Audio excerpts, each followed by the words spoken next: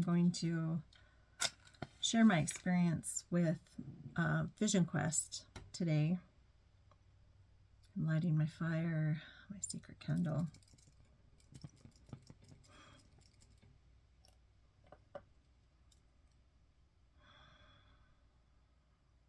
Crying for a vision. My experience with a Lakota teacher, Lakota medicine man and woman, set me up on the hill. So I just want to take a second, thank Palo Santo, helping me to set the space. Thank Grandmother Fire for helping me to tell my story, speak clearly, share what wants to be shared today. I want to read a Lakota prayer also for this one. Wankantanka, Great Spirit, teach me how to trust my heart, my mind, my intuition, my inner knowing, the senses of my body, the blessings of my spirit. Teach me to trust these things so that I may enter my sacred space and love beyond my fear, and thus walk in balance with the passing of each glorious sun. Aho. That's a prayer from my book in the chapter talking about my vision quest. So in 2015, I talked about this in my last video. I had this incredible spiritual experience doing a sunrise meditation Easter Sunday of 2015. And that was in April. By June, the desire to sit in a sweat lodge and experience Vision Quest was burning. It was a burning in my heart to do those things. And my husband's cousin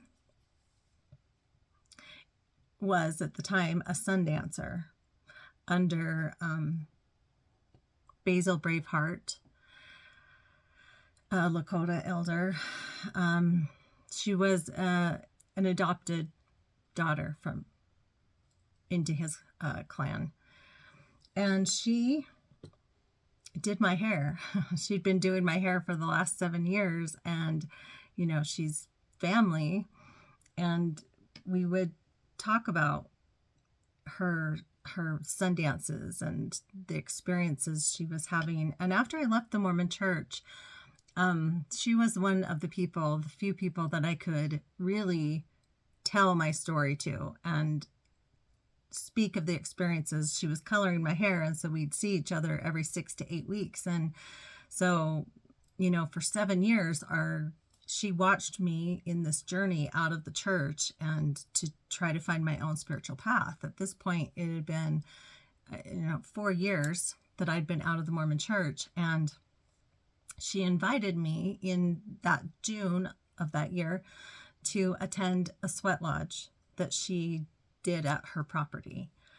And I had already experienced shamanic journeying and had this beautiful experience meeting my great-grandfather through a shamanic journey to find the spirit of my drum. And so I'd had little tastes of what it was like to cross into that invisible realm and speak to spirits on the other side. The sweat lodge is a very sacred ceremony to the Lakota people, and also many indigenous traditions, not just Lakotas, practice the sweat lodge. So she invited me, and it was one of the most powerful experiences spiritually and physically taxing experiences that I had ever had in my life up to that point. In a typical sweat lodge that she ran, there would be 4 rounds. People come in, women are on one side of the lodge, men are on the other, and you crawl. You enter the lodge very humbly because you're entering back into the womb. It's symbolic of being back into the womb, being held by Pachamama, being held by, Gaia, Mother Earth.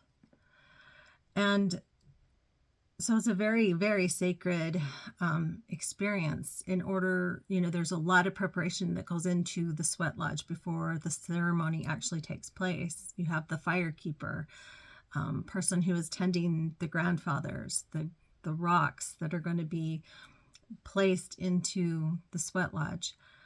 The fire keeper is a very, very important person. Sweat lodges take a lot of people to put on.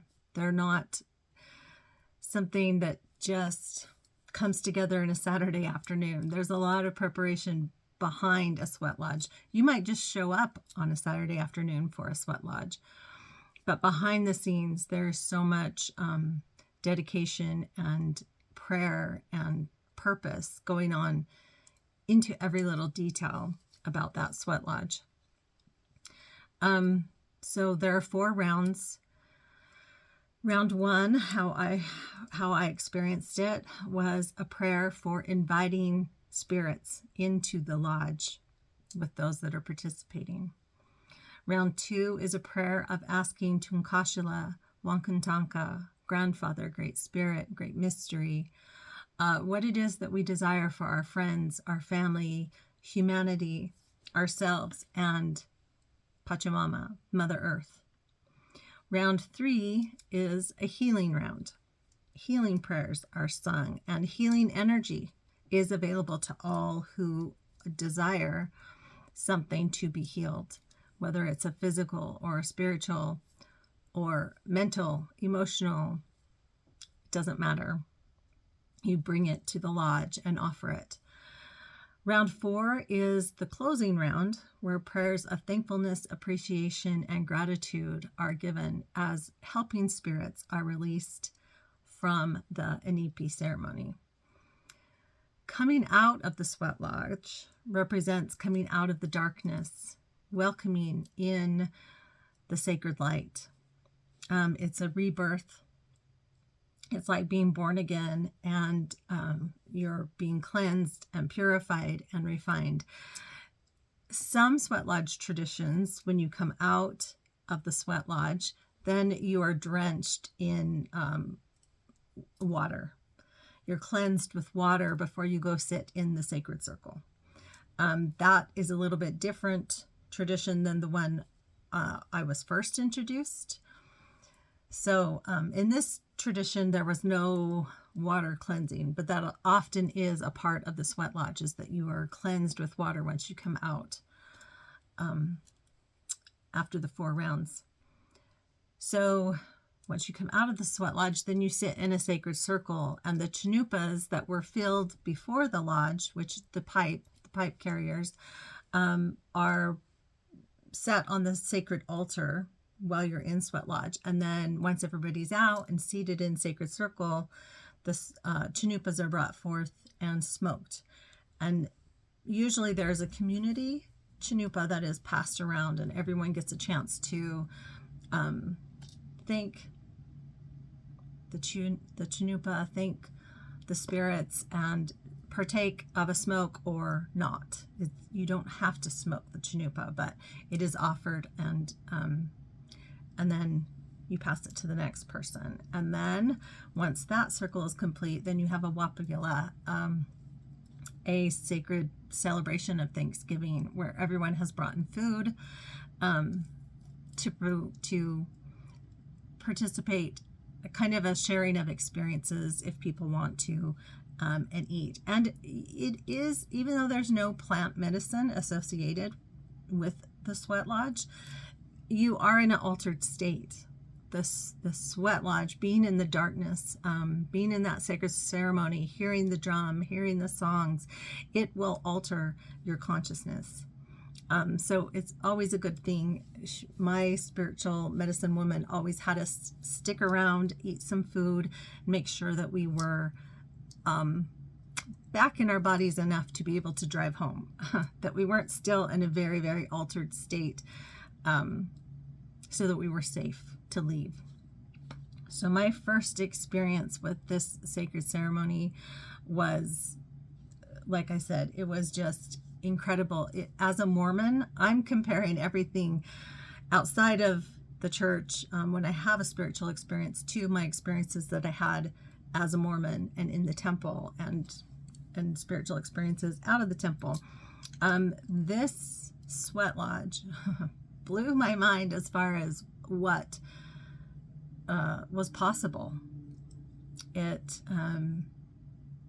was like my journeying experience. It was just so amazing to me when we are still and quiet and in that very sacred space within ourselves, what we can experience on the other side, without even having no plant medicine necessary.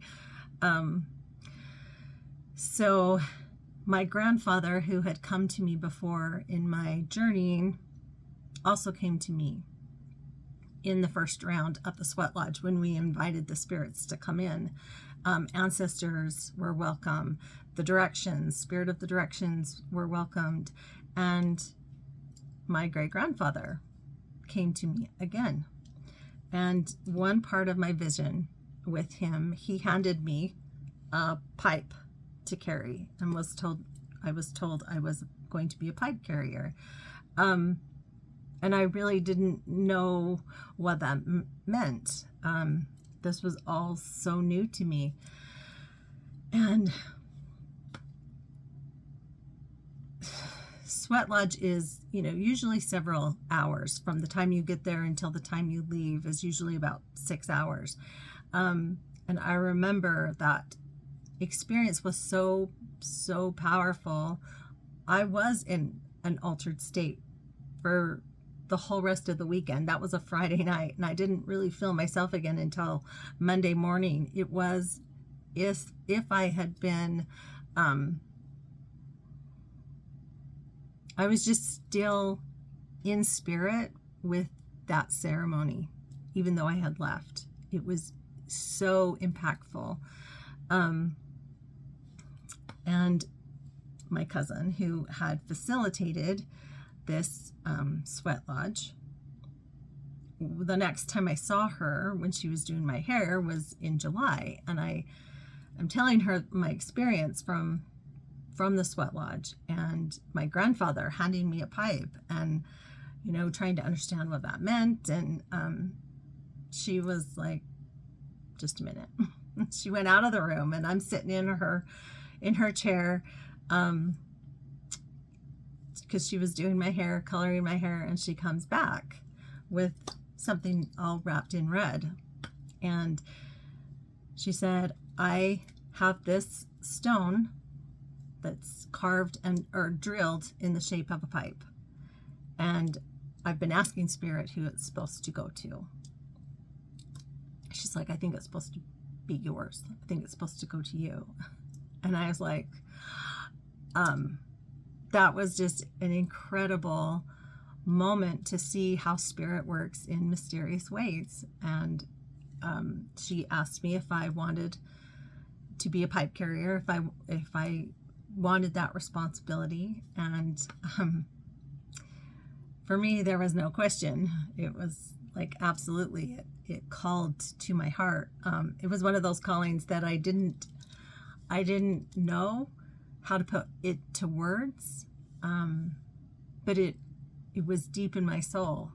And so I said yes. And she said, okay, one of the things that we would, to be a pipe carrier, I had to carve my pipe, and then I had to awaken my pipe. And then after those things were done, I would carry my pipe on Vision Quest. And I said yes to everything. It like I said, it just lit up my soul to be, to have the honor of carrying the pipe, even though I was still, it was all so new to me, and I really didn't know at that point what it all meant. So Basil Braveheart is the elder who she was under, and he's still alive, still helping people, but I don't think he facilitates sun dances or anything like that. He's got a couple of books too. So he put together a special workshop for women to help heal. There's been so much damage and trauma that have been done to women when this patriarchal, with the takeover of the patriarchy and the diminishment of the sacred feminine. He put together this workshop to help women with the healing process and to reclaim parts of themselves that have been, banished, hidden. So I was able to go to one of these retreats that he put together. And that for me, going to Basil's retreat and sitting with those medicine women over like a 3-day period, marked my beginning of preparation for the Vision Quest. Humblaitia is crying for a vision. It's an ancient rite of practiced by many indigenous cultures, varying in techniques. Vision quests are taken to discover greater meaning and purpose in life, to have a sacred communion with great mystery, Tunkashala, and to get answers or solutions to challenges that you have in your life. It helps you connect with your ancestors, with spirit animals, and with Mother Earth. It requires personal sacrifice through fasting, prayer, and valuable time spent alone in nature. For me, it was a 4-day, Thursday through Sunday experience. And the whole time you are in your sacred circle, you are fasting and praying, crying for a vision. It's a sacred ritual carried out in a very traditional manner. So it was an honor for me to participate in this Vision Quest. It just so happened to take place over my birthday. And that's happened with 2 of my Vision Quests, have been in September and during my birthday. So before I was able to go, this is July when I receive my pipe, and I've got 2 months before we're going to be placed on the hill. I would have a quote that I wanted to read from The War of Art. It says, "Are you paralyzed with fear? That is a good sign. Fear is good. Like self-doubt, fear is an indicator. Fear tells us what we have to do. Remember our rule of thumb. The more scared we are of a work or a calling, the more sure we can be that we have to do it. Resistance is experienced as fear. The degree of fear equates to the strength of the resistance. Therefore, the more fear we feel about a specific enterprise, the more certain we can be that the enterprise is important to us and to the growth of our soul. That's why we feel so much resistance. If it meant nothing to us, there would be no resistance." That is a lesson I would learn very early on and very clearly while on Vision Quest. Fear was my personal trainer on that first night on the mountainside. So I had to prepare my pipe. I had to create 405 prayer ties that would surround me in my vision quest. And then we also had to create 4 prayer flags that would sit in the 4 corners of the 4 directions to hold up the prayer ties. And that would make our hochika, our sacred circle. So I did that. I carved my stone, filed my stone. It was just a basic shape, but it took hours. It took a long time. And then I had to get my stem and make sure the stem and the pipe fit together. The prayer ties, I had 105 white, 100 yellow, 100 red, 100 blue. And these are about 2-inch square cloth with tobacco and blue corn put in the middle with a prayer over every single tie. And then we tied it off in a special way on a continuous string. So there were no breaks in the prayer ties that would make our sacred circle. So waking up my Chanupa, that was done with the sweat lodge as well, and that was done in August. On a full moon, we had an all-women's sweat lodge, and there was only 4 of us. There was the firekeeper, the medicine woman, myself, and another woman who was also going on vision quest at the same time as me. And she did not have a pipe of her own, but she was, there are some people that are called to be pipe carriers for the people, and she was using one of their pipes. So we had this sweat lodge, and I had been suffering with pain in my hip, and I remember in the healing round particularly asking prayers for healing not only my hip but my back, because those are 2 things that I'd had back surgery in 2010, and this was only 5 years after, 4.5, and I was worried about sitting 4 days on the ground and just suffering with pain. So that was one of the things I asked to help with healing, was my hip and my back, so that I would be able to physically do the hike to the place that we were going to be, and to be able to sit for that long on the ground with just my sleeping bag and a small pad. And I remember in the sweat lodge, one of the beautiful things that she did that is not a normal thing to do, but she took the water that had been blessed, that was passed around in the lodge, and the water that was poured as libation onto the rocks.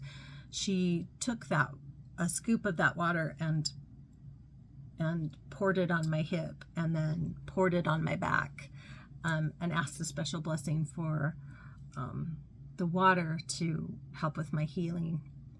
And it was amazing to me how powerful that ceremony was. So my Chanupa sat in the sweat lodge for 3 days, and then we had another ceremony it sat there to wake up. And then we had another closing ceremony, and I got to take it home with me.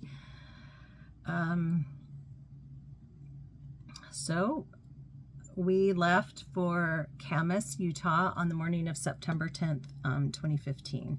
There were, I think, a total of 7 of us going up on the hill. And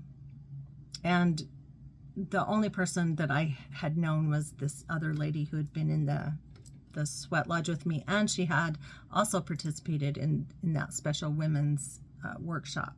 So I knew one person besides my cousin that was going to have this experience on the mountain. And one of the most beautiful things in this Lakota tradition, the women wear dresses, white dresses, long to the ankle and to the wrist. I'm like, I've got the perfect one, my temple dress. So I wore my temple dress hiking up a mountain for Vision Quest. And to me, that was just such a beautiful reshaping of that piece of clothing that I still have. And in fact, it's in one of the pictures on my temple videos. I laid out my temple clothes, and that was the dress that I wore for Vision Quest. It was so beautiful to see those that were participating in Vision Quest to be all dressed in white, walking up this mountain. But before we get to that point, we start Vision Quest with a sweat lodge. We only did 2 rounds to start the Vision Quest. And that is basically setting your intention for your experience. So we go straight from sweat lodge, change into our white clothes, and then we're taken to the hill. In the sweat lodge, I want to share what my intention was. When it was my turn, at the right time, we each shared what our intention was. I said, my intention is to experience both my light and my shadow. I want to find the balance and the harmony between them. I want to experience the place where the light and the darkness touch inside of me. I want to face my fear of the unknown in order to begin healing it with my light. That was a very powerful intention, and if I had known how that intention was going to be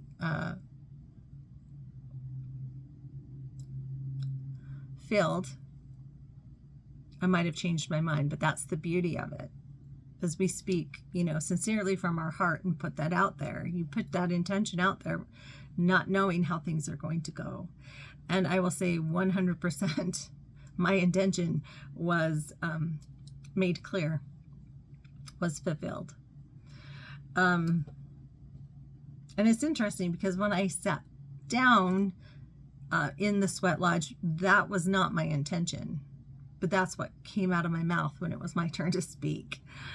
And I definitely on my Vision Quest experienced beautiful, beautiful light, nirvana, healing, and I also experienced a type of hell for myself, darkness, shadow, pain, and it took everything I had to find that fine line of balancing the light and the dark, because I truly believe that we are not supposed to be light polarized or darkness polarized, that we are to walk in the middle and carry both. The darkness has a place. So after we came out of the sweat lodge to start our Vision Quest, there's no more talking, no eye contact. So the people who are in that sacred ceremony, rite of passage, we don't speak to each other, we don't make eye contact with each other, and the people who are placing us on our hill, the medicine people, there was a man and a woman, they could talk to each other, they could communicate, but we just did what we were told, and we didn't ask questions, and we did not make eye contact. The ceremony began once we entered that sweat lodge, and like I said, everyone after sweat lodge changed into white clothing, and then they drove us to the mountain. And then once we got out, we had enough people walking with us that those that were in ceremony wearing white, we did not have to personally carry anything. There was somebody that was helping us to carry our bags, our prayer ties, our chanupas. We had an altar for our chanupa, and we had spirit food, a bowl of spirit water and a bowl of a special type of food that would sit there with us in our hochika for the spirits.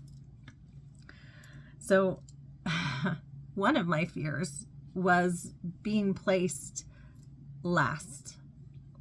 And there were 7 of us, and I, we're walking, and pretty soon the first person is placed, and the next person, farther up the mountain, and the next person. And I knew it in my heart I was going to be the last one. Even though I didn't want to be, I knew that that was going to be part of my test.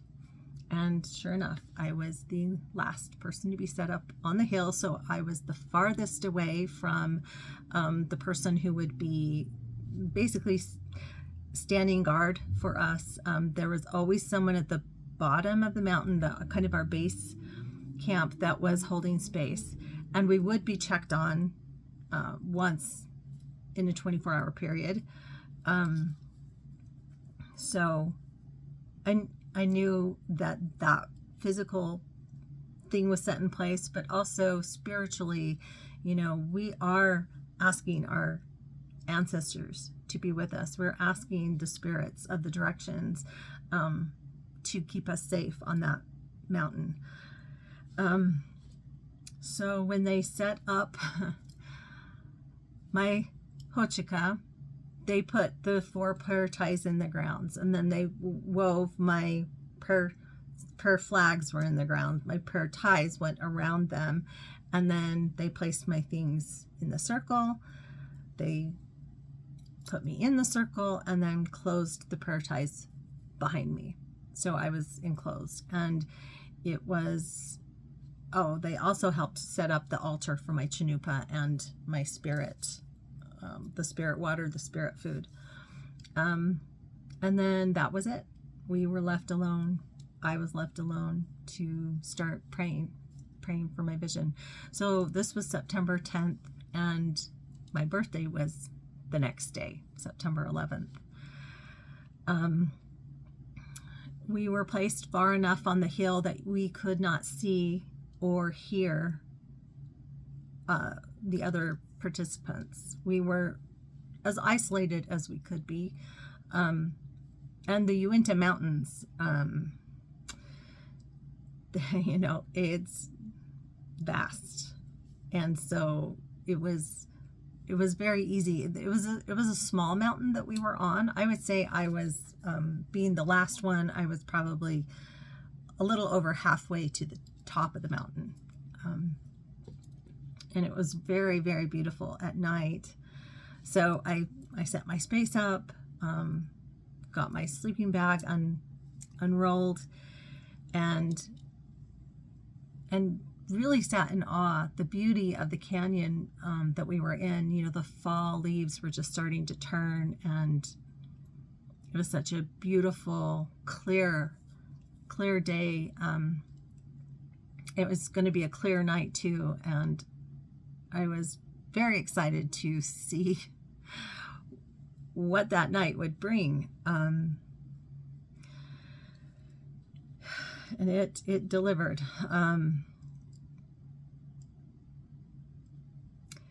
I spent most of the time praying with my chanupa on my chest.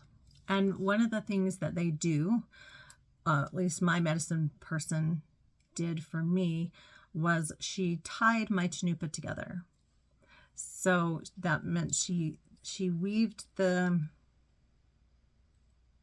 pipe and the stem, because they were together. She tied a sacred red ribbon around the two, because if they come apart at any time, that is the end of your vision quest. The chanupa must be together the whole time.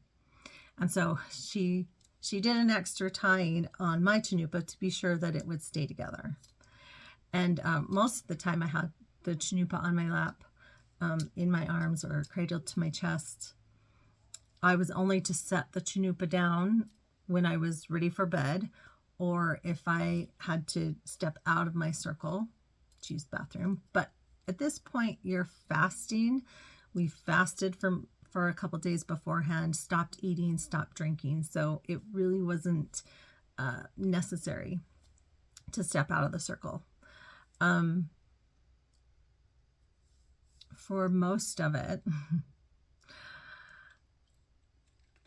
I was pretty good to be focused in prayer and focused on my intention and to just be still and listen to spirit. But there were things that came up. One of them was the flies. The flies were constant swarming, and bees and flies were just swarming around me. And I don't know if the other participants had that experience, but for me, they would not leave me alone. And I can remember taking one of my shirts, because I did change out of my white clothes. I did not want to be in a dress and a long sleeve shirt the entire time. So as soon as I was dropped and in place, I changed out of my white into more comfortable clothes. And I took my shirt and I kind of used it like a whip, like this. And I remember just doing this to try to keep the flies and the bees off my face.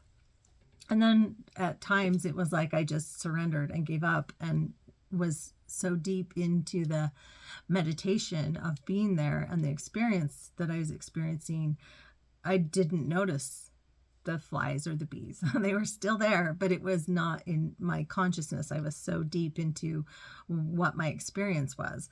And I would kind of go in and out of that, being very uncomfortable and aware of my surroundings, and then being very taken away in spirit and not aware at all of what was going on around me. I was set down on a hill that was slanted, so my circle was a little bit tilted, and I didn't like that fact, because it did kind of mean I would slide over time and I would have to scoot myself back up, and that would become a problem in the night. I have a fear of bears. I have a fear of spiders, ticks. These were things that were on my mind. What else? That any predator, I just felt like a sitting duck for something to come get me. I had to really put faith, my belief, in the protection of my prayer ties and the protection of spirit, Great Spirit, Tunkashala, that I would be safe and I would experience exactly what I needed to experience. So I was kind of going in and out of that spiritual, feeling very spiritual about things, and then also questioning things. I have to go check on my daughter. Yep.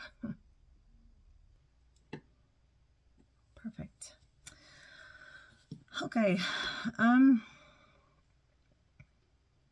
I was also allowed a sheet that I could.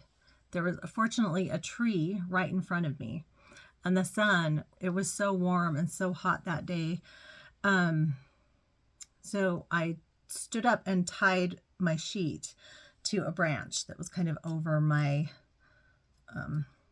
hochika. And then I kind of shielded myself from the sun with that sheet. That would be important the next day.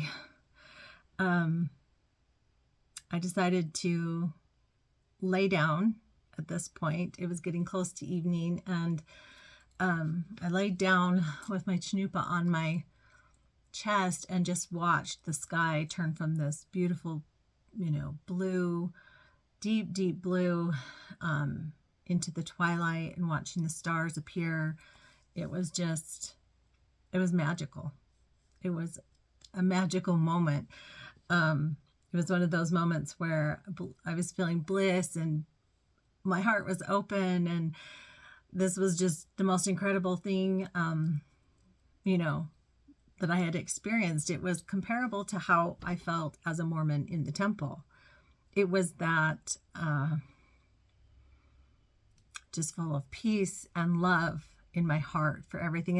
And it brought tears to my eyes. It was one of those moments where there's so much love in my heart for all of creation. And And there's an Native American spiritual saying. The saying goes that if we look at the path, we do not see the sky. We are earth people on a spiritual journey to the stars. Our quest, our earth walk, is to look within, to know who we are, to see that we are connected to all things, that there is no separation, only in the mind. And Vision Quest was starting to help me truly understand that. So that was one of the beautiful, beautiful moments. But as soon as the sun got down past the other mountain, it got cold really, really fast. And so I did bring some warmer clothes, put those on, climbed inside my sleeping bag, carefully set my chnupa beside me, and looked at watched the sky, because the sky was alive that night. There was so many things going on. Lights, I would say, okay, probably some of those were satellites, some of those were man-made, but the things that I saw watching the lights in the sky that first night, it was incredible. And it was like the night sky was dancing for me. It was one of those moments where you felt like Mother Nature was just putting on a show for me. And I was all by myself, It was beautiful, and that's how I fell asleep. It was just amazing. And I remember as I was sleeping having one of my first visions, and my body vibrated with the resonance of Pachamama. It was a vibration, it was a resonance, it was a tone that I was experiencing through my whole body. I was literally one with Pachamama and everything that was connected to her. There was no separation. And it was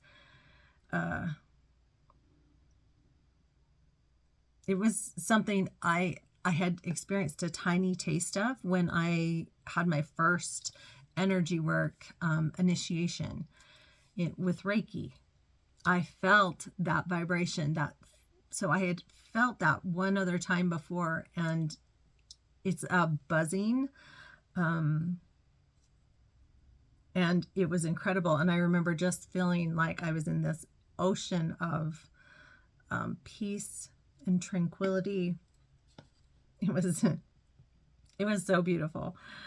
And then just as quickly, I was woken up with a start, and the heartbeat was gone. The bliss was gone. And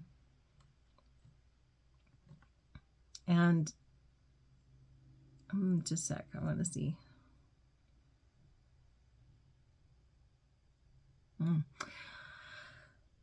Wait on that.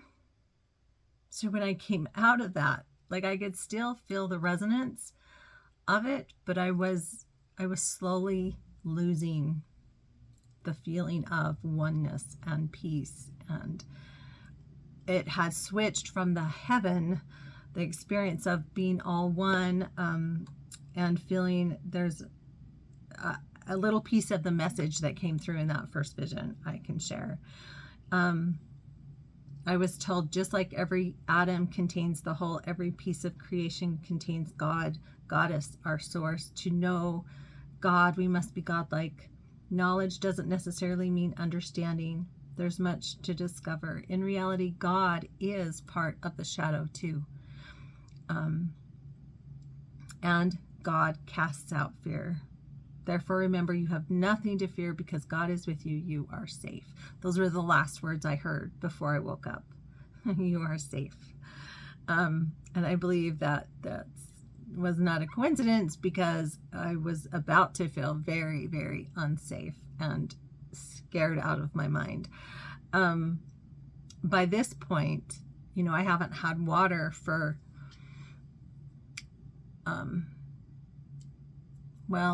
about 14 hours since my last drink of water. And that was what I was craving and desiring more than anything. It wasn't the food, it wasn't the hunger, it was the thirst. The thirst was really, really getting to me. And every joint at this point, when I woke back up, everything was hurting. My hips, my back, my elbows, my fingers. Like, it felt like I could feel the pain of everything.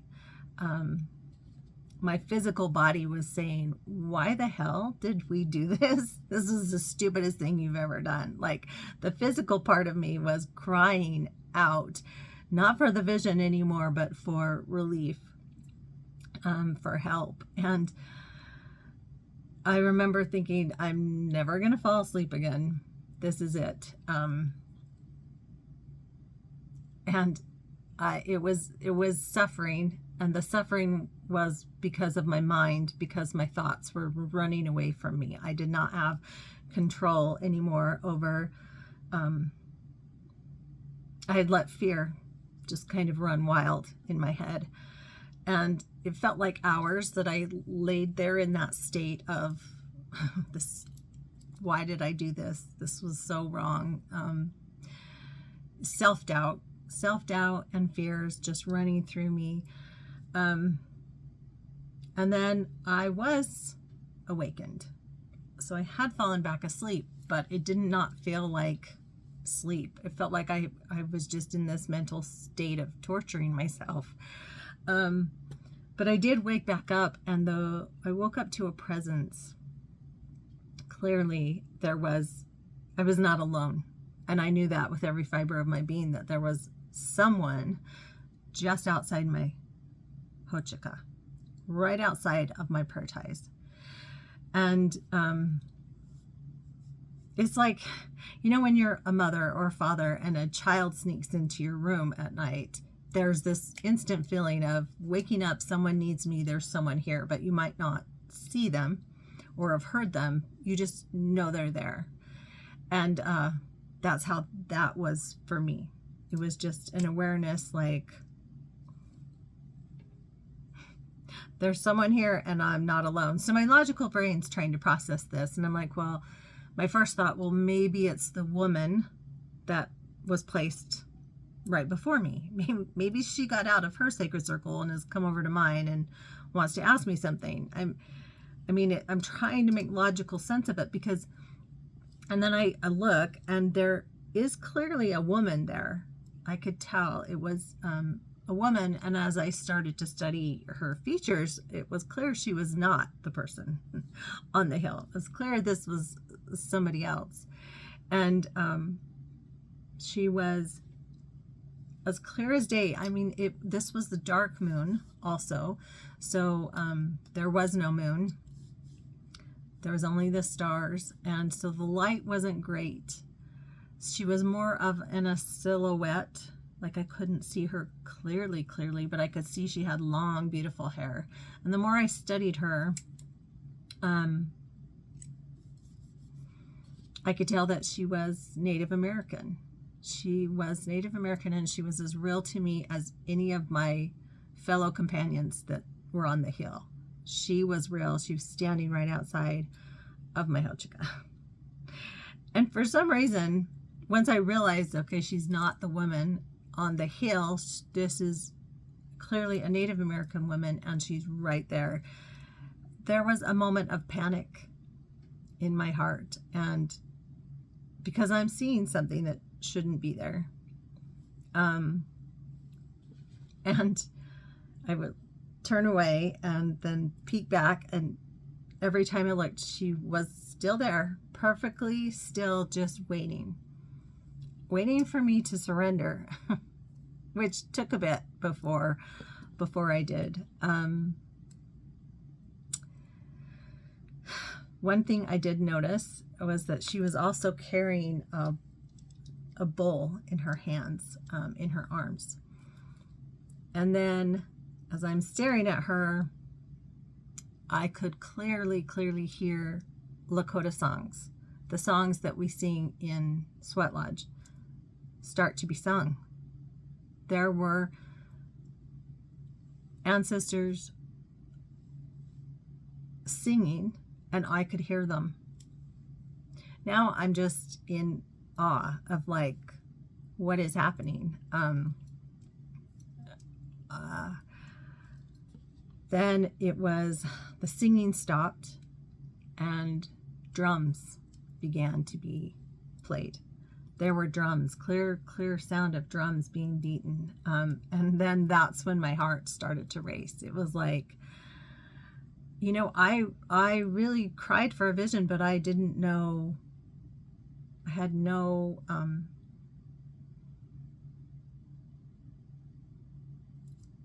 expectations for what that vision was going to be.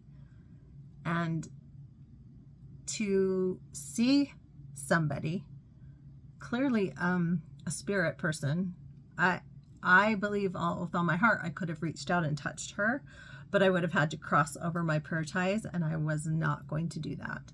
She never tried to cross over towards me. I heard things that I couldn't explain. My clairaudience was activated, my clairvoyance was activated, my clear knowing, my claircognizance was activated, and like off the charts. And then all of a sudden the drumming stopped, and it was like somebody had flipped the switch on the mountain. There was not a sound. There was not a cricket. There was no breeze. It was dead quiet. And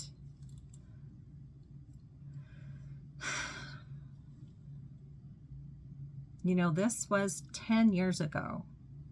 I've had time to think back on this vision many times, and I believe with all my heart that there were spiritual things and there were physical things that came into my proximity in that moment. I believe that I had spiritual wolves circling around me and physical, actual wolves in my space. They started howling. The wolves started howling. And when it first happened, I was, my mind could not go there and say that there were any physical, true, live wolves in my vicinity. That was just, it was something that put fear in me. But now that I've had some time to separate 10 years later and go through other vision quests, this was my first one. I do believe that wolf or wolves were by me, and not in a threatening way, just in a protective way. And as and eventually I would find my wolf clan and my connection to the wolf clan. So I have a woman standing outside. I've heard drums, I've heard singing, I've heard wolves, and then I've heard nothing. Complete silence. It was one of those moments after the wolves that I was paralyzed with fear, because I had noticed that I had fallen outside of my hochika. My legs, in my sleeping bag on the hill, my legs had crossed underneath my hochika. I was no longer all within the sacred circle. Part of me was hanging out of the sacred circle. And for some reason, that was more fearful to me than the predators or the spirits. I wanted to be 100% within my sacred circle, which meant I had to get out of my sleeping bag and physically move my bag back into place and get back in it. That, I think, was the hardest and the scariest thing for me to do, because laying in my bag, I could pretend that woman wasn't there. I could pretend that was all just imagination. But if I physically got out of my bag and had to like rearrange stuff, and these things were still happening, there would be no denying it. There would be no denying it, saying that it was all just in my head. And it took a lot for me to get up the courage to do just that. But I did. I finally managed to get the courage to get out, replace my sleeping bag, and get back in. And that woman never moved. She just waited so patiently. And so as I got back into my bag and settled down, my heart's still pounding, I hear the woman speak for the first time. And she tells me to lift up my head, lift up your head and look. And so I did, because first it was so shocking to hear someone speak to me. So I lift up my head and I look, and the Big Dipper is right above the mountaintop, right in front of me. I'm laying on my stomach. I lift up my head, and right as she says those words, there is this shooting star that goes right across the Big Dipper, right in that moment. And that to me was the sign that I had surrendered. All was going to be okay. It didn't matter how afraid I was, that it was just all going to be fine. I had prayed for this all freaking day, and here this vision is unfolding. I'm seeing, I'm hearing, I'm knowing. And when I start seeing, hearing, and knowing, and it makes me afraid, that's kind of where I went first, rather than being amazed and how wonderful and amazing that experience was. There was self-doubt and fear. Oh, sorry, my nose. But her words, lift up your head and look, and then the sign of the shooting star going right across the Big Dipper, which was just so, it stood out so brightly in the sky that night. And there really weren't other stars around it. It was so picture perfect. And after that happened, I got my sign. I took that as a sign that everything I was experiencing, the fear and the beautiful, were for my good. And it was exactly what I had prayed for. It was exactly what my intention was, to walk between those worlds of light and dark and make peace with them. So that was my surrendering moment. And then she spoke to me, and she talked to me about water. Water was her big message to me, the main message. And she was carrying water, sacred water, which I was dying for. And she filled me spiritually. I drank from that water that she was carrying. Physically, I was still very much wanting the real thing, but spiritually, she filled me with the water that she carried and the things that she said to me. I do want to share, I believe visions are sacred, and I believe that there is a reason I was called to put this vision in my book and to share my vision now. And I am going to share parts of what she said to me.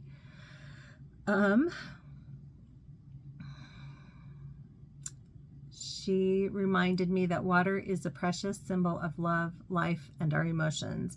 In order to hold water in our hands, we must be open. If we try to seize it, it leaves us running through our fingers to the ground. But if our hands are cupped, we can hold that sacred, life-giving element easily.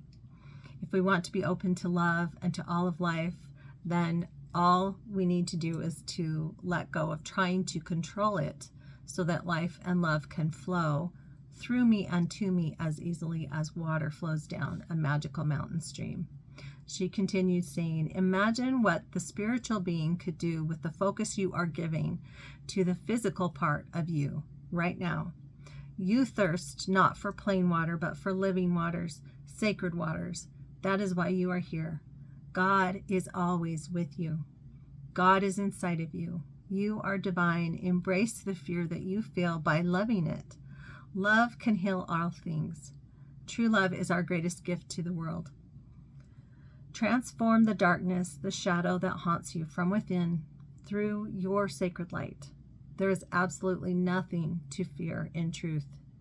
Face your life and all circumstances with the certainty of the sacred light within you and the ease of which water flows to you. Rise out of your false, shadowy consciousness and come into the consciousness of divine love. There you will always find your peace. At dawn, you will have awaken, and you may stop your vision quest. And then she was gone. Literally disappeared in front of my eyes. I hung on to that last little piece that she told me. She said, at dawn, you will have awaken, which is sacred water. And you may stop your vision quest. That was huge to me. And so, needless to say, I did not go back to sleep the rest of that night. That was just a huge chunk of information to contemplate and sort through. And at this point in time, Venus was a morning star, and I watched the sky, get light and Venus come up over the mountain, and it was my birthday. It was one of the most incredible birthday presents I've ever given myself, was to be in sacred ceremony on the hill when I turned 47. And I did get checked on, and I did get water. They came in, and I did get to have a sip of water. And I told the medicine woman that was there, or that came to check on me, that I didn't know how long I was going to be able to stay praying for a vision. That part of me felt like what I needed to receive, I had received, and that I was just going to stay until Spirit told me I was done. And I didn't know how long that would be. And she really encouraged me to try to stay as long as I could. And so I did.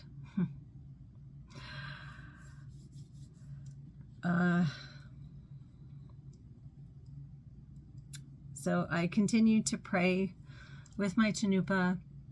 I had taken down that sheet that I had put up the last day, the day before, and the sun was getting up, and it was about noon, because it was almost right overhead, and I decided it was time to put that sheet back up. And so I set my chanupa on its altar. I grabbed my sheet and I tied the two corners, and when I sat down, the sun was just perfectly in a round circle in that sheet, and it immediately sent me into vision. And it was the same woman from the night before. And I asked her, I said, can you tell me your name? And she answered, she said, I am White Buffalo Calf Woman. And with those words, I was taken into vision with her again. And we had a sacred conversation again about water, and my purpose. She knew my fears. She knew what I needed. She knew the desires of my heart and my intention for coming on Vision Quest. My intention of my spiritual path, not just that year, but the spiritual path that was laying out in front of me. And I had one last question after we were done talking. I said, how am I going to know when my hamblenchia is over, when it's really completed? How will I know when I should end my vision quest? And she said to me, where is your Tanupa? And I looked down. I'm like, I don't know. My Chanupa has always been on my lap this entire time. And then I remembered I had set it on its altar, and then immediately went into this vision. And so where's my Chanupa? I'm like, oh, it's right here. And I pick it up, and the thing comes completely apart, like an invisible hand had untied my beautiful red ribbon that kept the two pieces together, and it literally fell apart in my hands. That was my answer to Vision Quest being over. And then I just started to cry. The vision had been so beautiful to connect with. For me, she wasn't just an archetype. She was a physical person, a deity, an ascended master that at that point in time, I knew nothing about White Buffalo Calf Woman. I didn't know the legends. I knew a little tiny piece about her bringing the sacred pipe to the Lakota people, but I did not know the significance of her, and that she didn't just come to the Lakota people, but other indigenous people. I did not know the depth of her story or her meaning, but she came to me and clearly showed me my vision quest was over. And I remember taking all my things down, packing up my prayer ties and my prayer flags and putting all my stuff together. And then I didn't know where base camp was. I just knew it was down. I just knew I had to walk down the mountain. And that was a very altered state of consciousness. I was in a very altered state of consciousness when I made my way down the hill. Finally found the base camp and talked with my medicine person there about my experience. And she continued to let me stay on the hill, but I was right next to her camp. And I continued to be in vision and pray and be in a sacred space, but I did have access to water as I needed it. And then the next day, after the second night, there was another woman who was also complete with her vision quest. And so we went back to the place where we started with the sweat lodge. And that is how you end, for us in this tradition, that's how we ended. We did 2 more rounds to end our vision quest and then to smoke the Chanupa, and then pack up, and it was time to go home.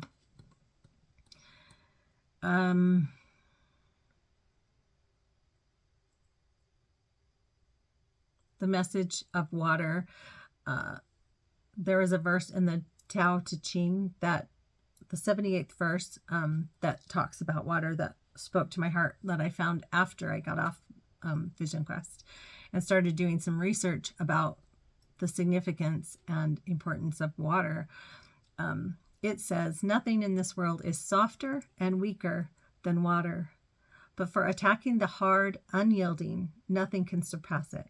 There's nothing like it. The weak overcome the strong. The soft surpasses the hard. All the elements can teach us so many things, but water speaks to my heart like nothing else. And then to see the research that that Japanese researcher from Japan did about the consciousness of water and how it holds memory, that just sent me down this whole beautiful rabbit hole. And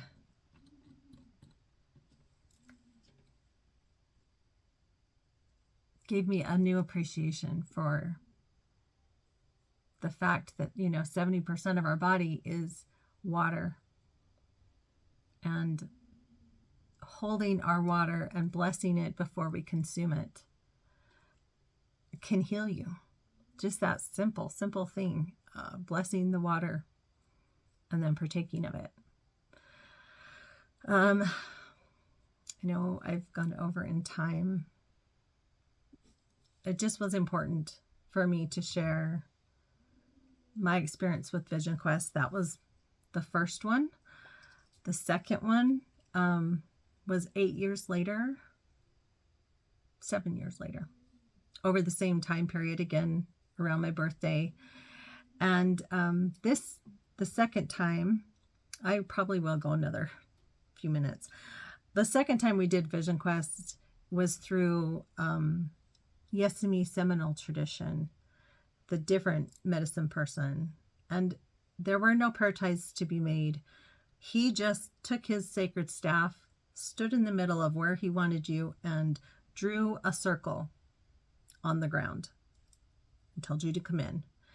And I came in the circle, and he said, as long as you're in this circle, you will be protected until you're called off the hill. And then he went on. And again, I was the last person placed. It wasn't so much a hill or a mountain. It was more like a desert kind of setting, high desert. Again, in Utah, more southern Utah this time. But the effect was the same. That sacred circle protected me 100%. And I saw spirits. I had visions. I was given information that amazed and helped to awaken more of those shamanic gifts that we've all been given. Vision Quest has been an honor for me to participate in 3 times now. The third time I was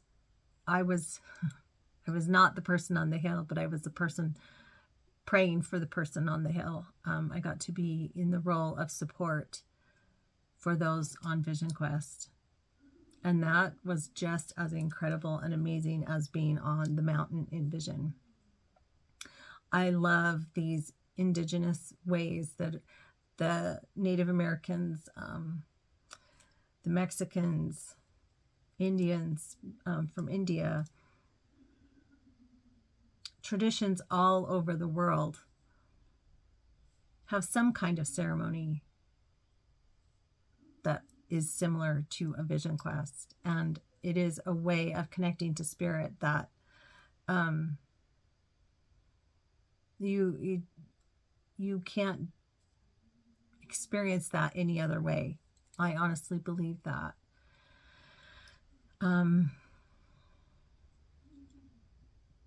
So I have seen spirits. I have talked to spirits. I have experienced both the ones that are helpers, the ones that are there for our good, and the ones that are there for our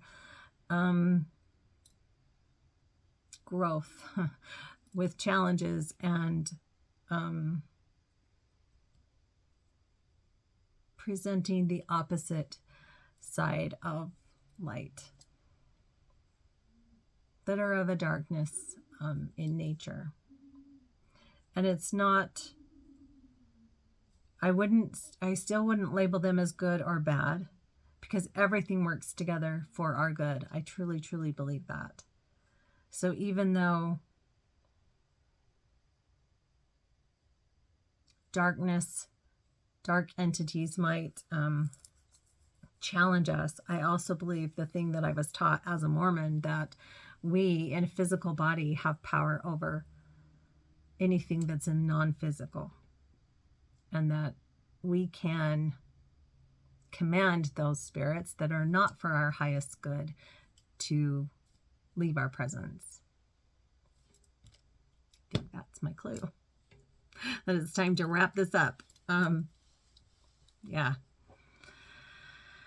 So that was my vision quest, experiences with vision quest, and communicating with spirit. I want to talk about Joseph Smith's visions. I believe he had them. Do I believe they were God the Father and Jesus Christ? No. Or vision, that first vision, was it important for all of humanity that he created this religion because it was truly God's work? No. I think he took something sacred, like I call my vision quests, the visions that I had, as very sacred and personal, and I think he turned them into a business and profited off of his visions. And truthfully, I think the visions that he saw were, I think he saw archons. I think he saw something of the demonic nature because of the fact that he set up a religion around his vision. The whole Mormon church is in place because of Joseph Smith's first vision, which wasn't really his first. The vision they like to tell, I believe, is the third vision that he shared, not the first, but they call it the first vision. So I believe he saw something demonic, and and people could say that about me, but by their fruits you shall know them. And the fruits of the Mormon church, yeah, if you look closely, they're not that great. So I want to talk about that next time. Joseph Smith's visions, and why I view that as a demonic thing, not a vision of love and light, you could say. Okay, I'm going to end it there. Namaste.